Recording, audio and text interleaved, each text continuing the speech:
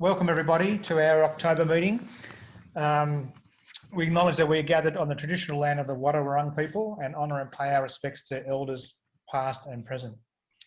Tonight we're talking about honey extraction and labelling, mainly for sale. I think that was one of the key points that we talked about when we were developing what we're going to talk about tonight. So hopefully this won't take too long. Parts of it is a little bit heavy, but hopefully we'll get through it pretty quickly. So we'll start with honey extraction because that's where honey for sale normally happens. Just the four main points there about keeping honey clean as we go through taking it from hive to the jar, basically. So don't let the frames touch the ground and keep them covered for transport. Don't extract from frames that have any small hive beetle damage. Most of us would know what that looks like. Unfortunately, some inexperienced beekeepers might not, so they'll need to investigate what it looks like. Small hive beetle does damage the honey itself, as well as the frames, of course, but it leaves botulism inside the honey, which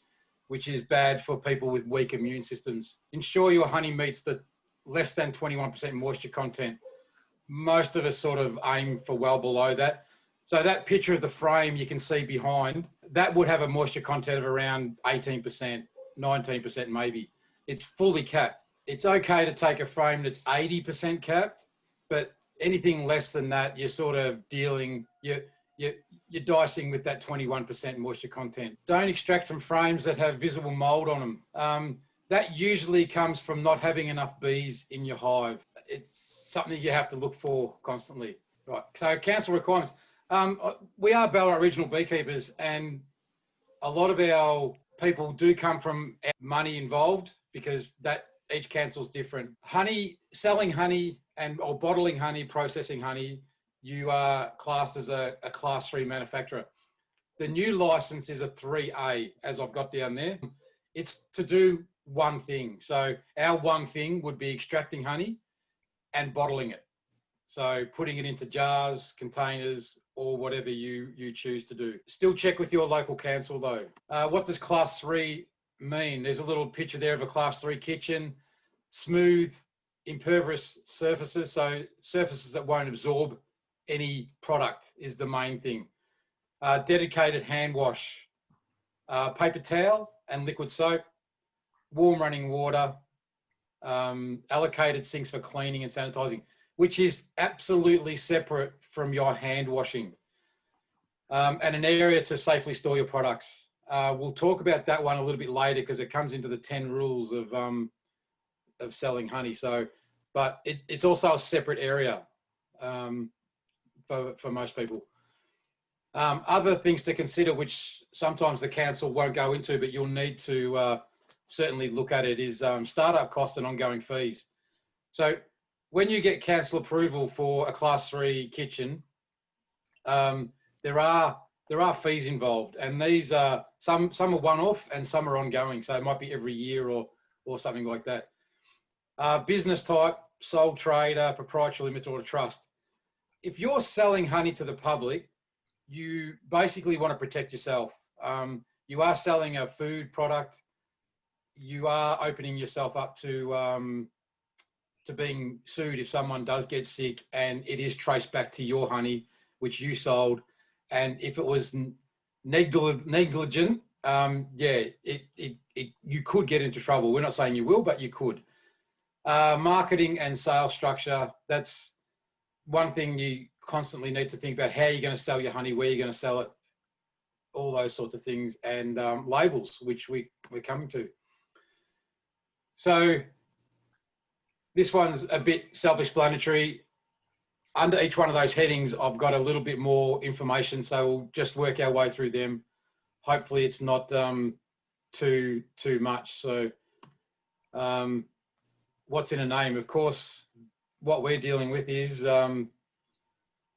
honey. Most of us aren't selling anything else other than honey. It's I guess there are some people selling propolis and what have you, but in this case, we're just concentrating on selling honey. As we said before, the moisture content and the amount of sugars in the honey makes it technically honey. So it's perfectly okay to call your honey product. If not, you can call it what it is: yellow box honey, ironbark honey, messmate, wild bush, not wild, so, multiflora, whatever you choose to call your honey, as long as the word honey is in there, it is meeting standards. Lot identification, this is number 2. That's a little photo of one of ours on the bottom of our jars, but it's absolutely essential that all batches of honey are traced back. After all, this is what we want to be able to do. It's all about tracing where that honey's come from. If there is a problem and someone does contact you, or the council contacts you, or the health department contacts you, they'll want to know where the honey came from, when it was extracted, when it was bottled or jarred or whatever you want to call it, and did anything happen along that route to find out why. So honey is, as it says there, a stable food by nature, but it's not exempt from the law. So none of these make honey exempt. The Food Standard Code's 1.2.2, that comes up a little bit through this, so it's not a bad one to jot down. There's also a couple of others that change, but how you want to identify your lot is totally up to you. On the label, it has to be the name and address of producer. This basically says you can't use a website address or a Facebook address, a PO box. You can't, it actually has to be the business name or your name, and it has to be the physical address of the registered kitchen or packing house or whatever you want to call it. So just make sure that on your label, that's ticked off. Okay, there's really not much to talk about there. That's self-explanatory, but it is something you have to do. You can't get around that one. Here's an example of a label, and I've blown it up. It's not very good, I know, sorry about that, but it shows the address, the business name and the physical address. Under that, they've got their web address, which is great. That's part of their marketing strategy. But that's a good example of the address on a label. Warnings. As this says, you don't have to put a warning on honey. There are a few companies out there who do put warning on do not feed to under 1-year-old children, bits and pieces. There is actually no law that says that honey has to do this. So yeah, if it's something you don't have to do, I certainly wouldn't go down that road of doing it. So it's totally up to you, but I guess you're putting yourself out there a little bit if you put a warning on there. I tried to find an example of it. I couldn't find a good one. So yeah, and that last line is, yeah, to be very clear, honey does not require a warning statement. Okay, ingredients. So if it's just plain honey that you've extracted and bottled, you don't have to have the ingredient. It is just honey. It's a single origin ingredient, so it's only honey. If you add things, and we've seen some pretty crazy things over the years, you do need to add those on the list in descending weights. So in the example that's written there is honey and cinnamon, but the picture I found of a good one was honey, lemon peel, and ginger. And, you know, to be fair, is it really honey when you do something like that? I don't know. I'm a bit of a purist, but it says warning. So there's a warning, refrigerate after opening, which, you know, if it's true honey, it doesn't need to be. It's a stable food. So, you know, that's I actually didn't think of that one, but that's a warning that someone's put on a honey label. We can debate till the cows come home whether it's actually honey or not. So, yep, I'll move forward. Date marking. As it says there, honey really doesn't need to be date marked. If you're going to turn it over within 2 years, which, you know, most of us will run out before the next season sort of starts. Batch marking is more than sufficient. takes, in your batch marking, we've got a book that we write down each batch. We take a sample of that. We put the batch number on there, on the jar and the lid, just in case. And then it gets recorded where it came from, how much there was roughly, it doesn't have to be exact. So yeah, date marking, if you're planning on selling honey, just really don't worry about it. Just make sure it's in your notes on your batch, and it's all traced back to that batch. So yeah. So storing honey, pre and post packaging. The main thing is store in a cool and dry place.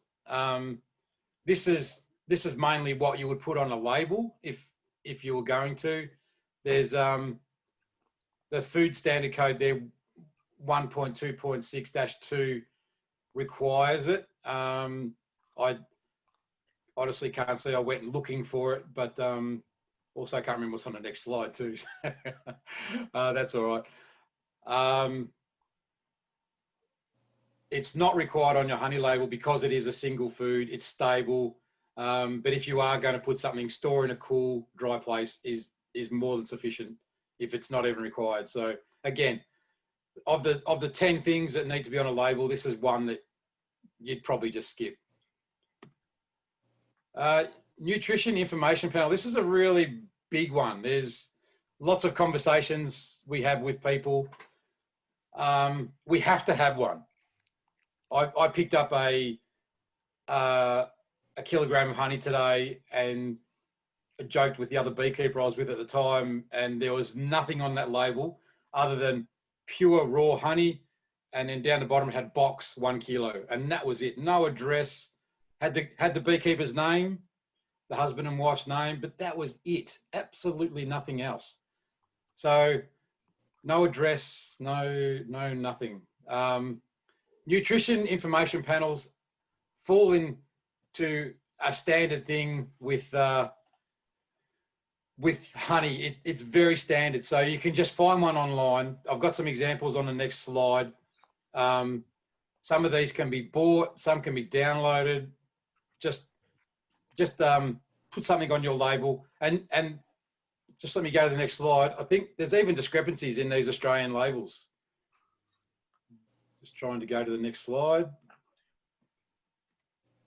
Oh, what am I doing? Sorry.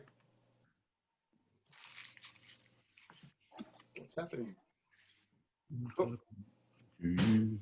Oh, found it. There we go. So here's 4 different labels. The top left one, the natural honey, that's a generic label you can buy on a roll, and you stick it on your jar, and you can just put your name and address in that panel there, and pretty much covers what you need. The B1/3 label up there on the right-hand side is not a bad label, but the conjecture is whether the nutrition information panel has to be boxed like the nutrition information panel below it, with the serving size of 20 grams, 1 tablespoon. And then they would have a tick box for what size the packaging is. And then below that is the nutritional information. The bottom left is another one that I've come across. That's a printing proof from a friend of ours, a beekeeper. And no panel, and it's just written as a paragraph. Apparently you can do that. I haven't seen where it says you can't do it. So it's, yeah, some people have said, no, it has to have a border around it. And other people have said, no, it can be any way you like as long as the information's there. To me, it's just got to be there. I think it's one of those things, better to have it than not. Yeah.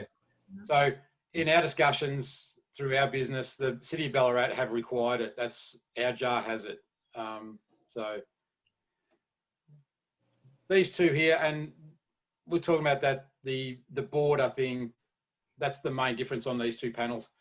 But then you look at it, the panels, they've got the same information. They're both Australian, but the size, the serving size is 8 grams different. I truly don't think it makes any difference. They're both 1 tablespoon. I guess someone just had a bigger tablespoon than the other person. So yeah, both these are available online in a roll. You just buy them and stick them onto your jars. It's certainly one way of doing it. Country of origin. I mean, I went Aussie, oi, oi, oi, oi. Just my bit of humour. Most of us are only dealing with Australian honey. None of us import honey, I don't think. The product or produce of Australia is totally free to use. You can download it from business.gov.